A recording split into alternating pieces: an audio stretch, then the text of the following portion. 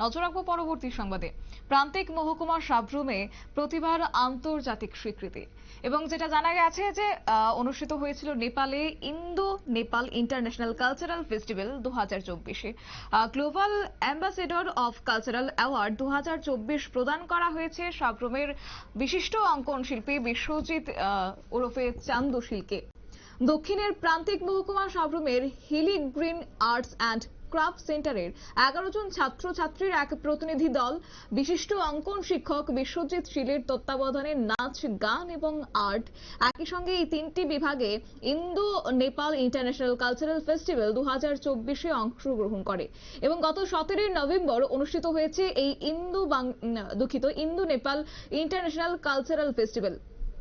Indian cultural development সেন্টারের ডাকে এই প্রথম সাড়া দিয়ে 11 জন ছাত্রছাত্রীকে নিয়ে রাজ্য স্তরে অংশগ্রহণ করার পর সেখান থেকে তারা গুয়াহাটিতে অনুষ্ঠিত জাতীয় স্তরে তারা ডাক পান এবং জাতীয় স্তরে অংশগ্রহণের পর সোজা ছাড়পত্র পেয়ে যান আন্তর্জাতিক স্তরে নেপালে আয়োজিত Indo Nepal international cultural festival 2024-এ তারা অংশগ্রহণ করেছে এবং যেটা জানা গেছে যে ভারতবর্ষের বিভিন্ন রাজ্য থেকেও এই আন্তর্জাতিক আসরে অংশগ্রহণ করে নাচ, গান এবং আর্টের শিল্পীরা এবং কার্যত আজ এই সাব্রুমের প্রতিভার আন্তর্জাতিক স্বীকৃতি লাভে বিভিন্ন মহল থেকে আজ প্রশংসা কুড়িয়েছে।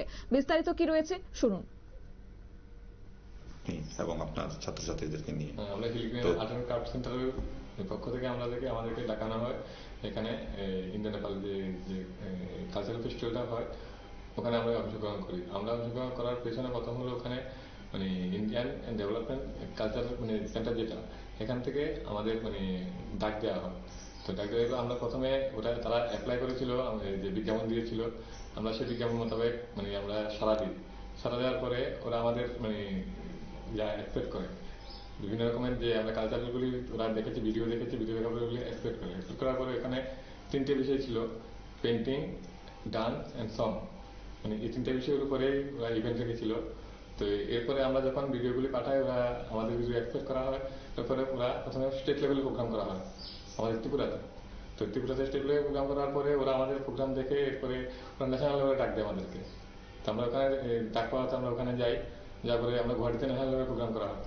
তো আমরা এখানে মানে অংশগ্রহণ করি। ওখান থেকে এরপরে যে আপনারা শুনলেন সেই শিক্ষক বিশ্বজিৎ শীলের বক্তব্য এবং কার্যত এই প্রথমবার 11 জন ছাত্রছাত্রী আন্তর্জাতিক পর্যায়ে ডাক পেয়েছেন এবং নেপালে অনুষ্ঠিত এই আন্তর্জাতিক আসরে global ambassador of cultural award 2024 প্রদানের মধ্য দিয়ে তাদেরকে সম্মাননা জ্ঞাপন করা হয়েছে এবং তাতে করে খুশি হয়েছেন সেই ছাত্রছাত্রীরা। সংবাদ আপাতত এই পর্যন্তই। পরবর্তী আপডেটের জন্য চোখ রাখুন শুধুমাত্র নিউজ ভ্যানগার্ডের পর্দায়। নমস্কার।